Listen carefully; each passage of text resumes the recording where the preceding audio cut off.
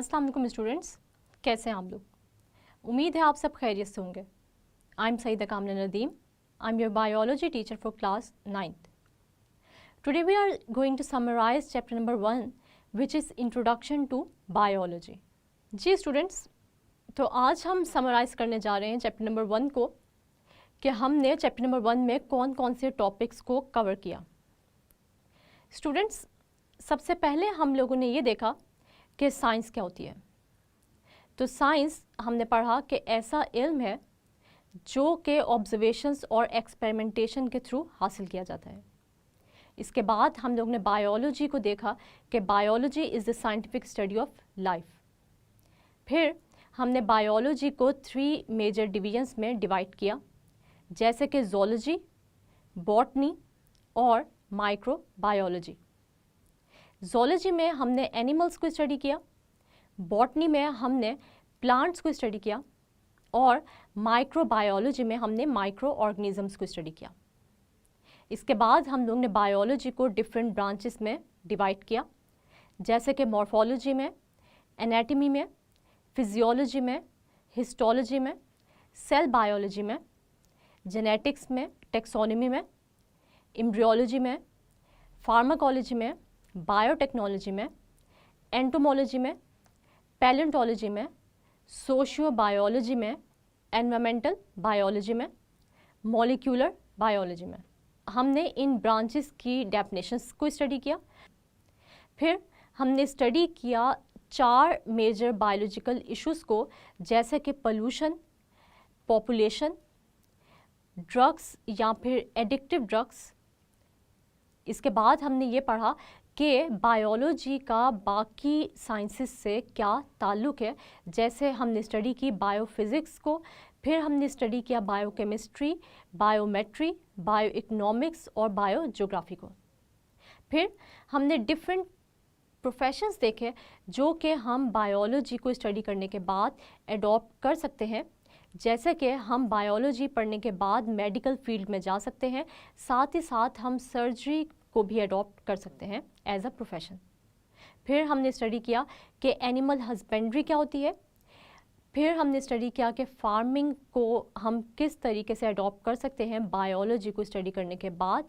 इसके अलावा हम ये देखते हैं कि बायोटेक्नोलॉजी को हम लोग किस तरह अडॉप्ट कर सकते हैं एज अ प्रोफेशन बायोलॉजी को स्टडी करने के बाद, और बायोटेक्नोलॉजी हमारी लाइफ में किस तरह नए प्रोडक्ट्स इंट्रोड्यूस करा रही है और ह्यूमन को किस तरह बेनिफिट कर रही है। इसके अलावा हम लोग ने फॉरेस्ट्री का भी रोल देखा कि फॉरेस्ट्री किस तरह, यानी फॉरेस्ट्री डिपार्टमेंट किस तरह गवर्नमेंट को ये सजेस्ट करता है या एडवाइस करता है कि फ़ॉरेस्ट हमारे लिए कितनी इम्पॉर्टेंट है और हम कौन से नए फॉरेस्ट लगा सकते हैं और कितने एरिया पर इन फॉरेस्ट को ग्रो करा सकते हैं। इसके अलावा हम लोगों ने स्टडी किया एग्रीकल्चर को भी कि किस तरह पाकिस्तान में एग्रीकल्चर एक प्रोफेशन के तौर पे हम एडॉप्ट कर सकते हैं और अपनी इकोनॉमी में इस एग्रीकल्चर के थ्रू हम इम्प्रूवमेंट ला सकते हैं। साथ ही साथ हम लोगों ने हॉर्टिकल्चर को भी स्टडी किया कि हॉर्टिकल्चर क्या होती है, बागबानी, यानी हम लोग किस तरह अपने घर में या कहीं पर भी कोई भी पौधे लगा सकते हैं जो कि ऑर्नामेंटल पर्पसेस के लिए भी हो सकते हैं और इसके अलावा हम लोग को ये फल भी दे सकते हैं। फिर हमने ये देखा कि कुरान का और बायोलॉजी का आपस में क्या ताल्लुक़ है और किस तरह कुरान मजीद में हमें अल्लाह ताला ने हिंट्स दिए हैं कि हम बायोलॉजी को मज़ीद स्टडी करें और एक्सप्लोर करें इसकी नॉलेज को। और हमने कुछ सूरतों के तर्जुमे भी देखे कि जिसके अंदर हम लोगों ने ये पढ़ा कि कोई भी लिविंग ऑर्गेनिज़म पानी से बना हुआ है। इसके साथ ही साथ हमने ये भी स्टडी किया कि मिट्टी में जितने भी मिनरल्स मौजूद होते हैं वो हमारे बॉडी में भी पाए जाते हैं और हमारे सामने ये बात साबित होती है कि हम मिट्टी से ही बनाए गए हैं। इसके अलावा अल्लाह ताला ने हमें डेवलपमेंटल स्टेजेस के बारे में भी कुरान मजीद में बताया और साथ ही साथ हम लोग किस तरह लिविंग ऑर्गेनिजम्स को क्लासिफाई कर सकते हैं, तो वो भी हमें कुरान मजीद की आयत में बताया गया। इसके बाद हमने कुछ मुस्लिम साइंटिस्ट की कंट्रीब्यूशन देखी, जैसे कि जाबिर बिन हैयान, अबू अली सीना और अब्दुल मलिक अस्माई को हमने डिटेल में स्टडी किया। इसके बाद हमारे पास आ गए लेवल्स ऑफ ऑर्गेनाइजेशन कि किस तरह कोई भी लिविंग ऑर्गेनिज्म एक सब एटॉमिक लेवल से एक बायोस्फीयर लेवल तक पहुंचा, यानी किस तरह कोई भी लिविंग ऑर्गेनिज्म एक सब एटॉमिक लेवल से स्टार्ट लेता है। सब एटॉमिक पार्टिकल्स मिलकर बनाते हैं एटम्स, और ये एटम्स मिलकर बनाते हैं एलिमेंट्स, और ये डिफरेंट बायो एलिमेंट्स हमारी बॉडी को किस तरह कंपोज करते हैं या किस तरह हमारी कॉम्पोजिशन में कितना कितना % हिस्सा कंट्रीब्यूट करते हैं। इसके अलावा हमने पढ़ा कि मेजर बायो एलिमेंट्स क्या होते हैं, माइनर बायो एलिमेंट्स क्या होते हैं। साथ ही साथ फिर हमने ये देखा कि ये बायो एलिमेंट्स मिलकर बायो मॉलिक्यूल्स कैसे बनाते हैं, जैसे कि प्रोटीन्स, लिपिड्स, कार्बोहाइड्रेट्स और वाटर। और फिर ये बायो मॉलिक्यूल्स किस तरह हेल्प करते हैं हमारी बॉडी की कॉम्पोजिशन में, और फिर ये बायो मॉलिक्यूल्स मिलकर किस तरह बनाते हैं सेल ऑर्गेनेल्स, और ये सेल ऑर्गेनेल्स यानी सब सेलुलर स्ट्रक्चर्स मिलकर किस तरह बनाते हैं हमारा यूनिट ऑफ लाइफ यानी कि हमारा सेल। इसके बाद हमने ये स्टडी किया कि कोई भी ऑर्गेनिज्म एक सेल से भी बना हो सकता है यानी यूनिसेलुलर भी हो सकता है, और बहुत सारे सेल से भी मिलकर बना होता है यानी मल्टी सेलुलर भी हो सकता है। और जब ये बहुत सारे सेल्स आपस में मिलते हैं तो ये बनाते हैं टिश्यूज़, और जब ये सेल्स मिलकर टिश्यूज़ बनाएंगे तो ये टिश्यूज़ मिलकर फर्दर बनाएंगे एक ऑर्गन। हमने पढ़ा कि डिफरेंट ऑर्गन्स के डिफरेंट फंक्शंस होते हैं, जैसे कि हमने स्टडी किया स्टमक को, तो स्टमक का रोल किस चीज़ में होता है, डाइजेशन में। इसके बाद हमने ये पढ़ा कि डिफरेंट ऑर्गन्स मिलकर ऑर्गन सिस्टम्स बनाते हैं, जैसे कि हमने स्टडी किया डाइजेस्टिव सिस्टम को, और हमने ये स्टडी किया कि डाइजेस्टिव सिस्टम डिफरेंट ऑर्गन से मिलकर बना हुआ है, जैसे कि स्टमक से, स्मॉल इंटेस्टाइन से, लार्ज इंटेस्टाइन से, स्प्लीन से, लिवर से, पेनक्रियास से, एसोफेगस यानी हमारी फूड कैनाल से मिलकर। और इसके बाद हमने ये देखा कि जब डिफरेंट ऑर्गन सिस्टम्स मिलते हैं तो एक कंप्लीट ऑर्गेनिज्म प्रोड्यूस होता है या फिर बनता है, और फिर ये डिफरेंट ऑर्गन सिस्टम्स इस इंडिविजुअल के फंक्शंस को कंट्रोल करते हैं या फिर इसमें कोऑर्डिनेशन पैदा करते हैं। फिर जब ये इंडिविजुअल्स आपस में मिलते हैं तो ये बनाते हैं पॉपुलेशंस, और जब ये डिफरेंट पॉपुलेशंस आपस में मिलती हैं तो बनती हैं कम्युनिटी, और ये डिफरेंट कम्युनिटीज़ मिलकर बनाती है बायोस्फीयर यानी लिविंग पार्ट ऑफ अर्थ। इसके बाद हम लोग ने पढ़ा सेलुलर ऑर्गेनाइजेशन को, और सेलुलर ऑर्गेनाइजेशन में हमने 3 टाइप्स की सेलुलर ऑर्गेनाइजेशंस को स्टडी किया, जैसे कि यूनिसेलुलर ऑर्गेनाइजेशन को, कॉलोनियल ऑर्गेनाइजेशन को और मल्टी सेलुलर ऑर्गेनाइजेशन को। यूनिसेलुलर ऑर्गेनाइजेशन में हम लोग ने स्टडी किया एमीबा को, पैरामीशियम को और यूग्लिना को, जो कि सिर्फ और सिर्फ एक सेल से बनी हुई थी। इसके बाद हम लोग ने स्टडी किया कॉलोनियल ऑर्गेनाइजेशन को, जो कि हमने पढ़ा जिसके अंदर एग्जाम्पल वॉल्वॉक्स की, और वॉल्वॉक्स के डिफरेंट जो यूनिसेलुलर ऑर्गेनिजम्स हैं वो, यानी वॉल्वॉक्स एक यूनिसेलुलर ऑर्गेनिज्म है, लेकिन ये यूनिसेलुलर ऑर्गेनिजम्स एक कॉलोनी की फॉर्म में रहते हैं। फिर हमने मल्टी सेलुलर ऑर्गेनिजम्स या हमने मल्टी सेलुलर ऑर्गेनाइजेशन को स्टडी किया, जिसके अंदर हम लोग ने पढ़ा कि बहुत सारे सेल्स मिलकर एक मल्टी सेलुलर ऑर्गेनिज्म बनाते हैं, और हमने इसके अंदर स्टडी किया फ्रॉग को और मस्टर्ड प्लांट को।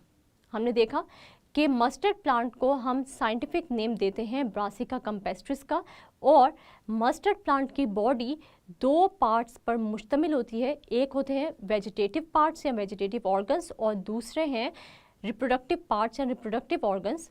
वेजिटेटिव पार्ट्स में हमने स्टडी किया स्टेम को, ब्रांचेस को, रूट्स को, और रिप्रोडक्टिव पार्ट्स में हमने स्टडी किया फ्लावर को। इसके बाद हम लोग ने स्टडी किया फ्रॉग को, और फ्रॉग के डिफरेंट सिस्टम्स को भी हमने स्टडी किया। स्टूडेंट्स, मुझे उम्मीद है कि आप लोगों को चैप्टर नंबर 1 की अच्छे से समझ आ गई होगी, और इसमें से अगर मैं आप लोगों को कुछ शॉर्ट क्वेश्चंस और कुछ इंटरेस्टिंग इन्फॉर्मेशन जो इम्पॉर्टेंट है और जो लॉन्ग क्वेश्चंस इधर से आ सकते हैं यानी चैप्टर 1 से आ सकते हैं, तो वो मैं आप लोगों को बता देती हूँ। हम देखते हैं कि आपसे सबसे पहले पूछा जा सकता है डिफाइन साइंस, या आपसे बायोलॉजी की डेफिनेशन पूछी जा सकती है, और साथ आपसे तीनों डिवीजन्स बायोलॉजी की पूछी जा सकती हैं लॉन्ग में। इसके अलावा अगर हम लोग शॉर्ट में देखें तो ब्रांचेस में से कोई भी एक या दो ब्रांचेस की आपसे डेफिनेशन पूछी जा सकती है। और लॉन्ग में हम देखते हैं कि बायोलॉजी की डेफिनेशन के साथ आपसे कोई भी ब्रांचेस ऑफ बायोलॉजी पूछी जा सकती हैं। इसके अलावा हम देखते हैं कि आपसे मोलेकुलर बायोलॉजी, पैरासाइट्स या बायोलॉजिकल इश्यूज़ जो हैं उनके बारे में भी सवाल किया जा सकता है।